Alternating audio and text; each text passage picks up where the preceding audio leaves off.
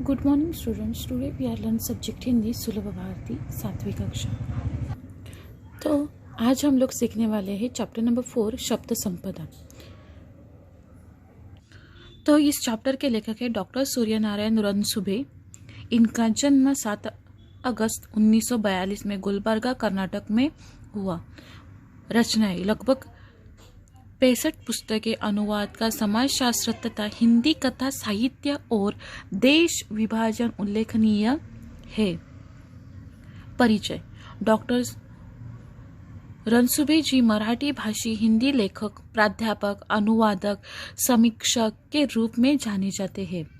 अभी इस चैप्टर में हमें बताया है कि प्रस्तुत निबंध में माध्यम से लेखक ने शब्दों की शक्ति को दिखाते हुए इनकी संपदा को बढ़ाने के लिए जागरूक किया है। तो अभी हमें इस चैप्टर में हमें बताया है कि जो वर्ड्स होते हैं, जो भी शब्द होते हैं, उनकी हमारी ज़िंदगी में कितनी अहमियत है, कितना उपयोग है, इस चैप्टर से हमें लेखक ने बताया है। तो अभी हम लोग देखते हैं कि इस चैप्टर के थ्रू लेखक हमें शब्दों का महत्व, उनके संपदा के बारे में बताया है कि उनको क्यों बढ़ाना चाहिए, उनका क्या इम्पोर्टेंस है हमारे लाइफ में। तो हम लोग देखते हैं। आदिम अवस्था से आधुनिक मनुष्य तक की विकास यात्रा का रहस्य किसमें है? क्या इनका तुम्हें पता है? अधिकांश लोग इसका उत्तर देते हैं कि अन्य प्राणियों की तुलना में मनुष्य का विकसित मस्तिष्क इस पूरी प्रगति व संस्कृति के मूल में है। यह उत्तर अपूर्ण है। पूर्ण उत्तर यह है कि मनुष्य की प्रगति हुई वह इसलिए कि इस मस्तिष्क ने भाषा की खोज की। भाषा ही सभी प्रगति की जड़ में है। दुनिया की सभी ज्ञान शाखाओं का विकास हुआ भाषा के कारण। भाषा का अर्थ है सार्थक शब्दों का व्यवस्थित क्रमबद्ध संयोजन। तो अभी हमें यह बताया है कि लेखक हमें यह बताना चाहते हैं कि इतर प्राणी की तुलना में, यानी कि कंपेयर में, अगर हम लोग देखेंगे जो भी अदर जो प्राणी है, उसमें कुत्ता आया, बिल्ली आई, जो भी पशु पक्षी हमें जो भी दिखाई देते, उनको बोलने के लिए नहीं आता है। लेकिन ये जो बोलने की कला है वो किस में है? खाली मनुष्य में है। बोलने के कारण उनमें एक भाषा विकसित हुई कि उसके थ्रू अपने विचार एक दूसरे को क्या करते हैं? कम्युनिकेशन करते हैं। उसके कारण उनको क्या समझ में आता है, क्या नहीं समझ में आता है, उनके पास जो नॉलेज है वो एक दूसरे के साथ बोलते हैं, बांटते हैं। शब्दों का यह संसार बड़ा विचित्र है। शब्दों की ताकत की ओर हमारा ध्यान कभी नहीं जाता। शब्द ही मनुष्य को ज्ञान से जोड़ते हैं, शब्द ही मनुष्य को मनुष्य से जोड़ते हैं, और शब्द ही मनुष्य को मनुष्य से तोड़ते हैं। विज्ञान की सृष्टि से तो अक्षर ध्वनि के चिन्ह है, निर्जीव है। मनुष्य ही उन्हें अर्थ देता है, जीवंत बनाता है। जब शब्द जीवंत हो जाते हैं तो फिर उनमें मनुष्य के विविध स्वभाव गुण आने लगते हैं। मनुष्य स्वभाव के जितने विभिन्न नमूने हैं उतने ही शब्दों के स्वभाव के नमूने हैं। जैसे कुछ लोगों को औरों को हंसाने का काम करते हैं, वे ही कुछ शब्द भी लोगों को हंसाते हैं। जैसे कुछ मनुष्य औरों को हमेशा तकलीफ देते हैं, वैसे ही कुछ शब्द के उच्चारण मात्र से सामने वाला व्यक्ति व्यथित हो जाता है। तो हमें बताना चाहते हैं कि शब्द ही ऐसी एक ताकत है कि उन शब्दों के कारण किसी को बहुत ज़्यादा सुख भी मिलता है और किसी को बहुत ज़्यादा दुख भी मिलता है। तो हमें क्या करना चाहिए? उन शब्दों को अच्छे से यूज़ करना चाहिए, उसका मिसयूज़ नहीं करना चाहिए। जिस जगह पर जितना बोलना है उतना ही हमें बोलना है, ज़्यादा नहीं बोलना है, कि जिसके कारण सामने वाला का मन, जो सामने व्यक्ति है उसका मन दुखना नहीं चाहिए, हमारे वजह से उसको तकलीफ नहीं होनी चाहिए। इसके लिए हमारे जो वर्ड्स है उनको संभाल के हमें यूज़ करना चाहिए।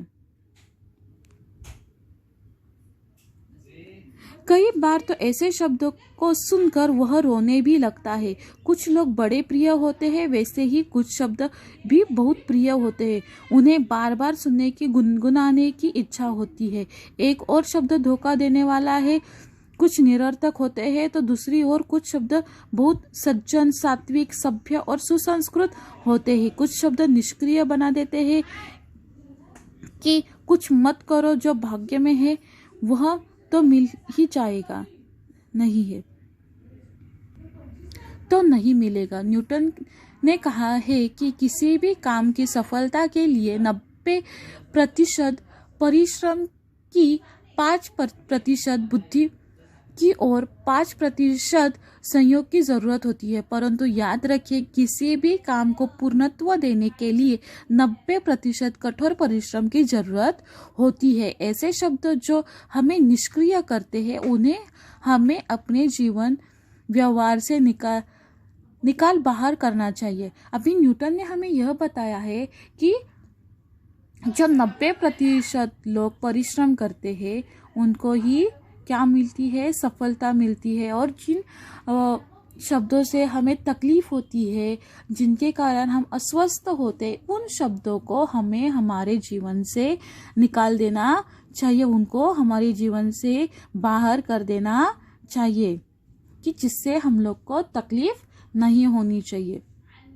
और जो शब्द हमें तकलीफ देते, वो हमारे जीवन में शब्दों को नहीं रखना चाहिए, हमारे व्यवहार में उनको नहीं लाना चाहिए। अभी आगे देखते,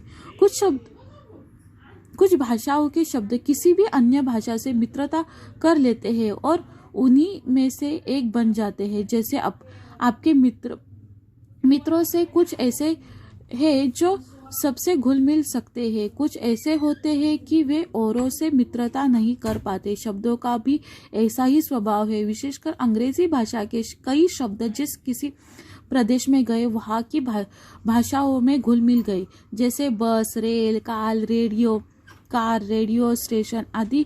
कहा जाता है कि तमिल भाषा के शब्द केवल अपने द्रविड़ परिवार तक ही सीमित रहते हैं। वे किसी से घुलना मिलना नहीं चाहते। अलबत्ता हिंदी के शब्द मिलनसार है, परंतु सब नहीं। कुछ शब्द तो अंत तक अपना स्वतंत्र अस्तित्व बनाए रखते हैं। अपने मूल रूप में ही वे अन्य स्थानों पर जाते हैं। कुछ अन्य भाषा के साथ इस प्रकार जुड़ जाते हैं कि उनका स्वतंत्र रूप खत्म सा हो जाता है। हिंदी में कुछ शब्द ऐसे भी पाए जाते हैं जो दो विभिन्न भाषाओं के शब्दों के मेल से बने हैं। अब वे शब्द हिंदी के ही बने हैं। जैसे हिंदी संस्कृत से वर्षाघाट, मांगपत्र, हिंदी अरबी फारसी से थानेदार, किताबघर, अंग्रेजी संस्कृत से रेल यात्री, रेडियो तरंग, अरबी फारसी अंग्रेजी से बीमा पॉलिसी आदि। इन शब्दों से हिंदी का भी शब्द संसार समृद्ध हुआ है। कुछ शब्द अपनी माँ के इतने लाडले होते हैं कि वे माँ मातृभाषा को छोड़कर औरों के साथ जाते ही नहीं। कुछ शब्द बड़े बिंदास होते हैं, वे किसी भी भाषा में जाकर अपने लिए जगह बना लेते हैं।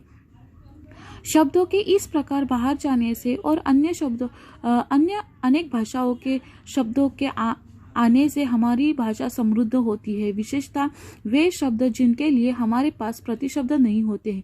ऐसे हजारों शब्द जो अंग्रेजी, पुर्तगाली, अरबी, फारसी से आए हैं, उन्हें आने दीजिए। जैसे brush, rail, pencil, radio, car, scooter, station आदि। परंतु जिन शब्दों के लिए हमारे पास सुंदर शब्द है, उनके लिए अन्य भाषाओं के शब्दों का उपयोग नहीं होना चाहिए। हमारे पास माँ के लिए, पिता के लिए सुंदर शब्द है, जैसे माई, अम्मा, बाबा, अक्का, अन्ना, दादा, बापू आदि।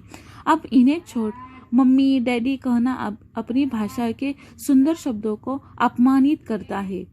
अभी यहाँ पर लेखक हमें बताना चाहते हैं कि जो ये भाषा है, वो भाषा कैसी है कि कुछ अलग अलग लैंग्वेजेस होती है, जिन लैंग्वेजों से अलग अलग शब्द हमारे भाषा में आते हैं, उससे क्या होता है, हमारे भाषा का जो महत्व है वो बढ़ता है। कि अलग भाषाओं से शब्द आने के कारण वो क्या होते हैं, वो भाषा और भी समृद्ध हो जाती है, यानी कि उसका महत्व और भी बढ़ जाता है और हमारी वोकैबुलरी जो है वो बढ़ जाती है। इसके लिए जो शब्द हमारे भाषा में आते हैं उनको आने दीजिए। लेकिन कुछ ऐसे शब्द हैं जो मूल अवस्था में ही किसी और भाषा में जाते हैं और वहां पर अपनी जगह बना लेते हैं। वैसे ही जैसे कि अंग्रेजी में ऐसे बहुत सारे शब्द है, जैसे कि ब्रश, रेल, पेंसिल, रेडियो आदि जो शब्द है वो अंग्रेजी भाषा से आए हुए हैं, लेकिन वो मराठी में हम लोग ऐसे यूज करते हैं जैसे कि वो मराठी में से ही वो शब्द बने हैं और वहां पर ही वो आए हुए हैं। पर वो असल में कौन सी लैंग्वेज में से शब्द है, वो अंग्रेजी के शब्द है, लेकिन हमें वो पता चलता है क्या, नहीं, हमें लगता है कि वो मराठी ही शब्द है। समझ में आया यहाँ तक? अभी आगे देखते हैं। हमारे मुख में से उच्चारित शब्द हमारे चरित्र, बुद्धिमत्ता, समझ और संस्कारों को दर्शाते हैं। इसलिए शब्दों के उच्चारण के पूर्व हमें सोचना चाहिए। कम से कम शब्दों में अर्थपूर्ण बोलना और लिखना एक कला है। यह कला विविध पुस्तकों के वाचन से परिश्रम से साध्य हो सकती है। मात्र गलत शब्द के उच्चारण से वर्षों की दोस्ती में दरार पड़ सकती है। अब किस समय किसके सामने किस प्रकार के शब्दों का प्रयोग करना चाहिए, इसे अनुभव, मार्गदर्शन, वाचन और संस्कारों द्वारा ही सीखा जा सकता है। सुंदर, उपयुक्त और अर्थमय शब्दों से जो वाक्य परीक्षा में लिखे जाते हैं उस कारण ही अच्छी श्रेणी प्राप्त होती है। अनाप शनाप शब्दों का प्रयोग हमेशा हानिकारक होता है। तो हमें यहाँ पर यह बताया है कि जो शब्द है उनका उच्चारण हमें अच्छे से करना चाहिए। अगर हम लोग शब्द अच्छे से नहीं उच्चारेंगे, हम जिस किसी के सामने कुछ भी बोलेंगे, अगर हम लोग ऐसे अनाप शनाप बोलेंगे तो सामने वाला क्या सोचेगा कि ये किस घर से आया है, इसको क्या सीख मिली है, ऐसे ही बोलेंगे कि नहीं। इसके लिए हम लोग पढ़े लिखे हैं तो हमें क्या करना चाहिए, शब्दों का अच्छा उच्चारण करना चाहिए। प्रोनाउंसिएशन जो है वो अच्छा करना चाहिए। किसी को भी उस शब्दों के कारण दुख नहीं होना चाहिए, उन शब्दों के कारण उनका अपमान नहीं होना चाहिए, उनको बुरा नहीं लगना चाहिए। हमें ऐसे शब्द यूज करने हैं।